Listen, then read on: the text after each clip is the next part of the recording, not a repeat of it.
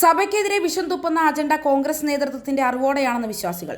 അതല്ലാത്ത പക്ഷം DCC president Muhammad ഷിയാസും ആലുവ MLA അൻവർ സാദത്തും തുപ്പിയ വിഷയങ്ങൾ തിരിച്ചെടുക്കുകയും തിരുത്തി മാപ്പ് പറയുകയും ചെയ്യണം. വിമതപക്ഷത്തോട് 1% പോലും താൽപ്പര്യമില്ലാത്ത അങ്കമാലി MLA ആയ റോജി ജോണിനെ നിർബന്ധിച്ച് സമരവേദിയിൽ എത്തിക്കുകയും ചെയ്ത കോൺഗ്രസ് നേതൃത്വം ആരുടെ അജണ്ടയാണ് നടപ്പിലാക്കാൻ ശ്രമിക്കുന്നത്? 5% താഴെ മാത്രമുള്ള വിമതരുടെ തുള്ളൽ കണ്ടിട്ടാണ് കോൺഗ്രസ് നേതൃത്വം ഈ വൃത്തികേടുകൾ കാണിക്കുന്നതും കൂട്ടുനിൽക്കുന്നതും ചെയ്യുന്നതെങ്കിൽ ഈ പ്രസ്ഥാനത്തോട് താൽപ്പര്യമുള്ള ഒരുപാട് വിശ്വാസികൾ മാറി ചിന്തിക്കേണ്ടി വരുമെന്ന് KPCC പ്രസിഡന്റ് സുധാകരൻ മനസ്സിലാക്കണം. എന്തിനാണ് അങ്ങയെ കോട്ട് ചെയ്യുന്നതെന്ന് വെച്ചാൽ ബാക്കിയുള്ളവർക്ക് അജണ്ടകളുണ്ട് എന്ന് ഞങ്ങൾ മനസ്സിലാക്കുന്നു.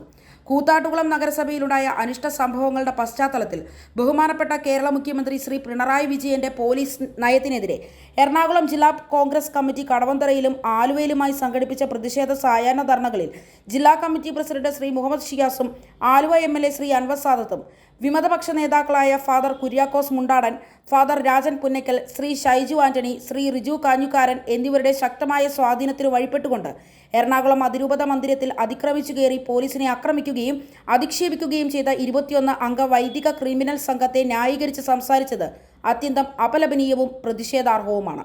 എറണാകുളം അതിരൂപതയിൽ അരങ്ങേറി വരുന്ന വിശുദ്ധ കുർബാനയുമായി ബന്ധപ്പെട്ട വിവാദത്തിൽ ഒരു പക്ഷത്തും നിലയുറപ്പിക്കാതെ നിഷ്പക്ഷ നിലപാടാണ് കോൺഗ്രസ് പാർട്ടി പുലർത്തിപ്പോരുന്നത് എന്ന് ശ്രീ VD സതീശൻ തന്നെ വന്ന് കാണുന്നവരോടൊക്കെ നാഴികയ്ക്ക് 40 വട്ടം പറഞ്ഞു വന്നിട്ടും തരം കിട്ടിയപ്പോൾ അതിൻ്റെ തനിനിറം പുറത്തെടുത്ത് തള്ളിവിട്ടത് ശുദ്ധ തെമ്മാടിത്തരമായിപ്പോയി. നടന്ന സംഭവങ്ങളുടെ നിജസ്ഥിതി മനസ്സിലാക്കാൻ ശ്രമിക്കാതെ വിമത വൈദിക അൽമായ കൂട്ടുകെട്ടിന്റെ നിക്ഷിപ്ത താൽപ്പര്യങ്ങൾക്ക് കീഴടങ്ങിക്കൊണ്ട് പിണറായി വിജയന്റെ പോലീസ് നയത്തെ വിമർശിക്കുകയാണെന്ന വ്യാജേന ചെയ്ത പ്രതിഷേധ പ്രസംഗം ഒരു ബൂമറാങ് ആയിപ്പോയി എന്നതാണ് യാഥാർത്ഥ്യം.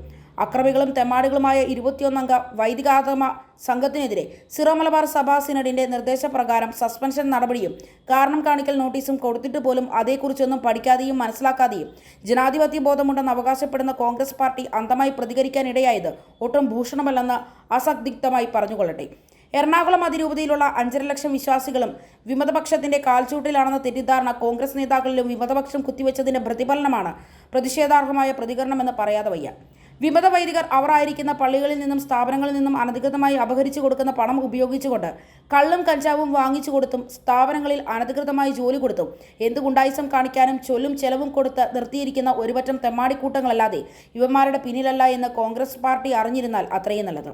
കുടുംബത്തിൽ പിറക്കാത്ത ഇമാതിരി ഊളകളെ മുന്നിൽ നിർത്തിക്കൊണ്ടുള്ള ചക്കളത്തി പോരാട്ടമാണ് വിമതന്മാർ കാട്ടിക്കൂട്ടുന്നതെന്ന തിരിച്ചറിവ് കോൺഗ്രസ് പാർട്ടിക്ക് ഇനിയെങ്കിലും ഉണ്ടാകട്ടെ എന്ന് പ്രാർത്ഥിക്കുന്നു. എറണാകുളം അങ്കമാലി അതിരൂപതയിലെ ബഹുഭൂരിപക്ഷം വരുന്ന അന്തസ്സും ആഭിജാത്യവുമുള്ള വിശ്വാസികൾ ആരും തന്നെ ഈ വിമതന്മാരോടൊപ്പം ഇല്ല എന്നതാണ് യാഥാർത്ഥ്യം. അവർ അവരുടെ വിശ്വാസത്തിൽ നിന്ന് വ്യതിചലിക്കാതെയും ഒരക്രമത്തിനും മുതിരാതെയും കൂട്ടുനിൽക്കാതെയും എപ്പോഴും സഭയോടൊത്ത് ചിന്തിക്കുകയും ജീവിക്കുകയും ചെയ്തു വരുന്നവരാണ് എന്നറിയുക. കോൺഗ്രസ് പാർട്ടിയുടെ നിലപാടാണ് മേൽപ്പറഞ്ഞ നേതാക്കൾ വെളിപ്പെടുത്തിയതെങ്കിൽ സഭയോടൊത്ത് നിൽക്കുന്ന പ്രിയവിശ്വാസികളെ അടുത്ത പൊതു തെരഞ്ഞെടുപ്പിൽ ഒരു ദാക്ഷിണ്യവും കൂടാതെ കോൺഗ്രസ് പാർട്ടിയെ ബഹിഷ്കരിക്കുക തന്നെ വേണം.